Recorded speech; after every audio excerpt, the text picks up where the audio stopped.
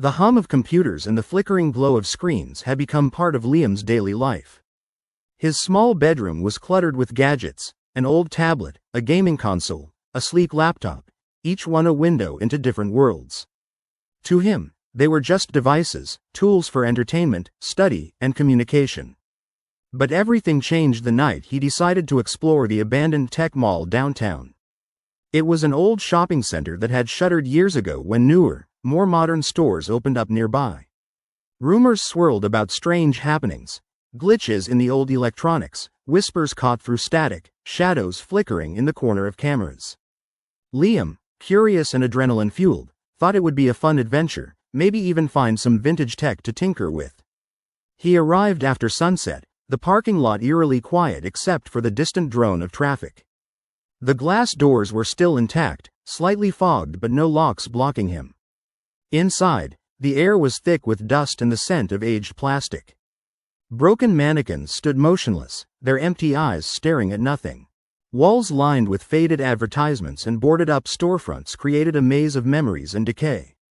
Liam's first stop was the electronics section, where rows of old TVs, radios, and computers gathered dust. Crossed with spiderwebs, some screens flickered faintly in the dim light. He powered up a vintage CRT TV, expecting static or a blank screen. Instead, it burst into static, then clear images flickered, images that didn't belong to this world. On the screen appeared a grainy face, pale and eyes dark as voids. Liam froze. The face was unmistakably alive, staring directly at him through the screen as if peering into his soul.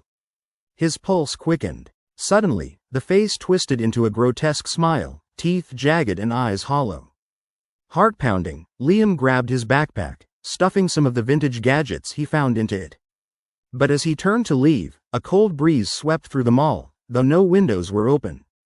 The air felt heavier, thicker with an unnatural chill. He hurried through the maze of aisles, but with every step, the shadows seemed to shift, elongate, reaching toward him. The flickering lights above began to stutter violently, casting erratic shadows that moved seemingly on their own. From the corner of his eye, Liam noticed a faint glint, something metallic and reflective. It was a screen, yet not like any he'd seen before. The image was of a young girl, her face streaked with dirt and tears. She whispered, beckoning him to come closer. Her eyes widened in silent plea, and Liam's foot froze. The girl's image suddenly blurred and distorted, replaced by a flickering message. Help me. Liam's breath hitched. He wanted to dismiss it as a trick of the flickering screen, but an inexplicable dread rooted in his chest told him this was something more sinister. As he backed away, the image disappeared, replaced by garbled static. In the corner of the room, a faint humming grew louder, a vibrating, almost robotic sound. It seemed to originate from the devices and screens around him. The old computers began to flicker on their own, their screens displaying strange symbols and distorted messages in languages he couldn't understand. He heard a faint, childlike giggle from somewhere in the darkness. Liam turned sharply, eyes scanning the shadows. Out of the corner of his vision, he saw movement, an indistinct figure, flickering like a malfunctioning hologram.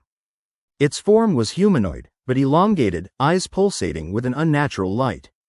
Suddenly, the entire mall darkened, save for the glow emanating from the screens. They all synchronized, flooding the space with a ghostly light. An unnatural chorus of whispers filled the air, muffled voices screaming, pleading, singing over each other in a chaotic symphony. Then, the sounds stopped abruptly. Silence descended, deafening in its stillness. Liam felt a heavy pressure on his shoulders, as if unseen hands were gripping him.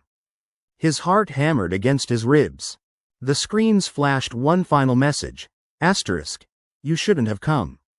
Now you belong to us. Panicked. Liam scrambled towards the exit, but the doors would not budge. The entire mall seemed alive now, pulsating with dark energy. The whispers escalated into screams, overlapping in a deafening storm. The flickering lights blurred his vision, and he felt icy fingers crawl up his spine. The next thing he remembered, Liam was outside, gasping for air. The morning sun greeted him, bright and innocent. The mall was silent, deserted once again. But when he looked down at his backpack, The gadgets inside were dead, unresponsive, and one screen reflected his face, distorted and flickering with a faint, ghostly glow. From that day on, Liam was never the same. He saw glimpses of flickering screens at night, heard whispers through the static of his devices. Sometimes, he'd find strange messages in the corners of his screens or faint outlines of the haunting girl from the mall. No matter how much he tried to ignore it, the haunted technology had become a part of him, an extension of the darkness lurking in the remnants of a forgotten digital world. And somewhere, behind the flickering glow of a screen he couldn't turn off, something watched and waited, hungry for its next victim.